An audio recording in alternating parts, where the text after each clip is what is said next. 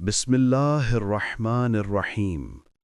السلام علیکم ورحمۃ اللہ وبرکاتہ۔ آج کی اس ویڈیو میں ہم صحیح بخاری کی حدیث نمبر 181 سے 185 تک بیان کریں گے۔ اللہ تعالی ہمیں ان احادیث کو سمجھنے اور ان پر عمل کرنے کی توفیق عطا فرمائے۔ حدیث نمبر 181۔ رسول کریم صلی اللہ علیہ وسلم جب عرفہ سے لوٹے تو پہاڑ کی گھاٹی کی جانب مڑ گئے اور رفع حاجت کی۔ اسامہ کہتے ہیں کہ پھر آپ صلی اللہ علیہ وسلم نے وضو کیا اور میں آپ صلی اللہ علیہ وسلم کے اعضاء پر پانی ڈالنے لگا اور آپ صلی اللہ علیہ وسلم وضو فرماتے رہے۔ میں نے کہا، یا رسول اللہ، آپ اب نماز پڑھیں گے؟ آپ صلی اللہ علیہ وسلم نے فرمایا، نماز کا مقام تمہارے سامنے یعنی مزدلفہ میں ہے، وہاں نماز پڑھی جائے گی۔ حدیث نمبر 182۔ وہ ایک سفر میں رسول کریم صلی اللہ علیہ وسلم کے ساتھ تھے۔ وہاں آپ رفع حاجت کے لیے تشریف لے گئے۔ جب آپ واپس آئے، آپ صلی اللہ علیہ وسلم نے وضو شروع کیا تو مغیرہ بن شعبہ آپ کے اعضائے وضو پر پانی ڈالنے لگے۔ آپ وضو کر رہے تھے۔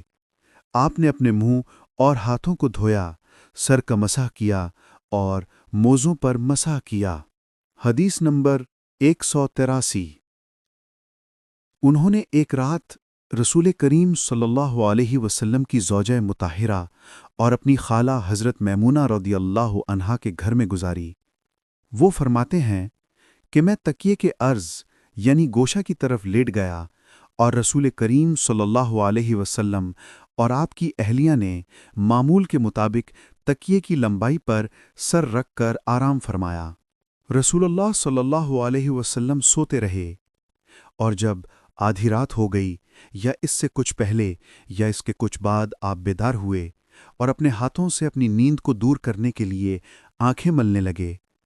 پھر آپ نے سورہ آل عمران کی آخری 10 آیتیں پڑھیں۔ پھر ایک مشکیزے کے پاس جو چھت میں لٹکا ہوا تھا آپ کھڑے ہو گئے اور اس سے وضو کیا خوب اچھی طرح، پھر کھڑے ہو کر نماز پڑھنے لگے۔ ابن عباس رضی اللہ عنہما کہتے ہیں، میں نے بھی کھڑے ہو کر اسی طرح کیا جس طرح آپ صلی اللہ علیہ وسلم نے وضو کیا تھا۔ پھر جا کر میں بھی آپ کے پہلو مبارک میں کھڑا ہو گیا۔ آپ نے اپنا داہنا ہاتھ میرے سر پر رکھا اور میرا دایاں کان پکڑ کر اسے مروڑنے لگے۔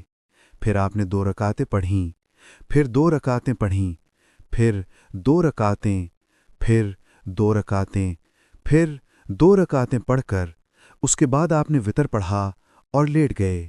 پھر جب مؤذن آپ صلی اللہ علیہ وسلم کے پاس آیا تو آپ نے اٹھ کر 2 رکعتیں معمولی طور پر پڑھیں، پھر باہر تشریف لا کر صبح کی نماز ادا کی۔ حدیث نمبر 184۔ میں رسول اللہ صلی اللہ علیہ وسلم کی زوجہ محترمہ عائشہ رضی اللہ عنہا کے پاس ایسے وقت آئیں جبکہ سورج کو گہن لگ رہا تھا اور لوگ کھڑے ہو کر نماز پڑھ رہے تھے۔ کیا دیکھتی ہوں وہ بھی کھڑی ہو کر نماز پڑھ رہی ہیں۔ میں نے کہا کہ لوگوں کو کیا ہو گیا ہے؟ تو انہوں نے اپنے ہاتھ سے آسمان کی طرف اشارہ کر کے کہا، سبحان اللہ۔ میں نے کہا، کیا یہ کوئی خاص نشانی ہے؟ تو انہوں نے اشارے سے کہا کہ ہاں۔ تو میں بھی آپ کے ساتھ نماز کے لیے کھڑی ہو گئی۔ آپ نے اتنا فرمایا کہ مجھ پر غشی طاری ہونے لگی اور میں اپنے سر پر پانی ڈالنے لگی۔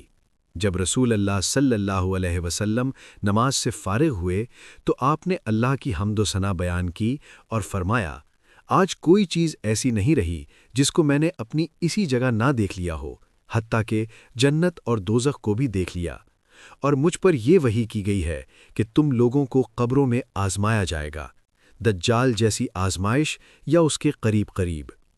راوی کا بیان ہے کہ میں نہیں جانتی کہ اسما نے کون سا لفظ کہا۔ تم میں سے ہر ایک کے پاس اللہ کے فرشتے بھیجے جائیں گے اور اس سے کہا جائے گا کہ تمہارا اس شخص یعنی محمد صلی اللہ علیہ وسلم کے بارے میں کیا خیال ہے؟ پھر اسما نے لفظ ایماندار کہا یا یقین رکھنے والا کہا، مجھے یاد نہیں۔ بہرحال وہ شخص کہے گا کہ محمد صلی اللہ علیہ وسلم اللہ کے سچے رسول ہیں۔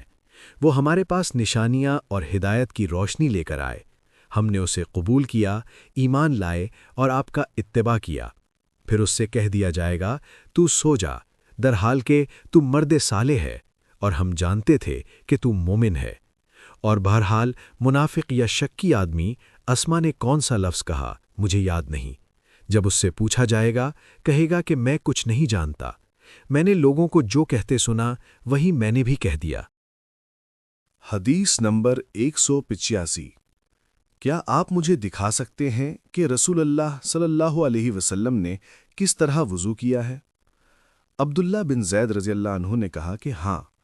پھر انہوں نے پانی کا برتن منگوایا، پہلے پانی اپنے ہاتھوں پر ڈالا اور 2 مرتبہ ہاتھ دھوئے، پھر 3 مرتبہ کلی کی، 3 بار ناک صاف کی، پھر 3 دفعہ اپنا چہرہ دھویا، پھر کوہنیوں تک اپنے دونوں ہاتھ 2 مرتبہ دھوئے، پھر اپنے دونوں ہاتھوں سے اپنے سر کا مسح کیا، اس طور پر اپنے ہاتھ پہلے آگے لائے پھر پیچھے لے گئے، مسح سر کے ابتدائی حصے سے شروع کیا، پھر دونوں ہاتھ گدی تک لے جا کر وہیں واپس لائے جہاں سے مسح شروع کیا تھا، پھر اپنے پیر دھوئے،